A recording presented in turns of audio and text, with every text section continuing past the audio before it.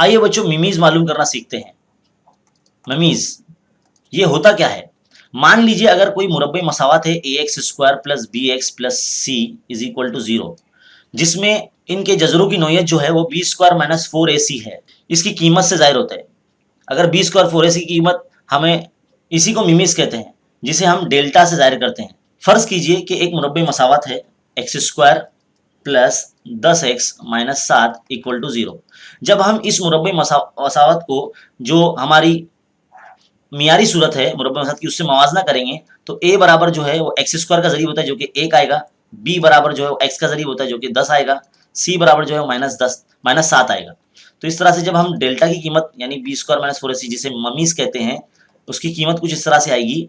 Formula लगाने के बाद b की कीमत है 10, तो 10 का मुरब्बा माइनस 4, फॉर्मूले का 4 जरब a मतलब 1, c मतलब माइनस 7, माइनस 10 का जो मुरब्बा है वो प्लस 100 हो जाएगा। ये नफी नफी जमा हो जाएगा, 4 एक 4, 4 सते 28, तो 100 और 28 ये 128 हो जाएगा। तो इस तरह से ममीज जो है मालूम किया जाता है। ऐसे अलग अलग मुरब्बे मसावातों की हम ममीज मालूम कर सकते हैं। अगर आपको ये फॉर्मूला पता है delta is equal to b square minus 4ac, तो आप किसी भी मसावत का ममीज बआसानी मालूम कर सकते हैं। उम्मीद है आपको वीडियो बहुत अच्छे तरीके से समझ में आया होगा। ऐसे मजीद वीडियोस हासिल करने के लिए हमारे चैनल पर बने रहिए और देखते रहिए खान्स अकेडमी। शुक्रिया।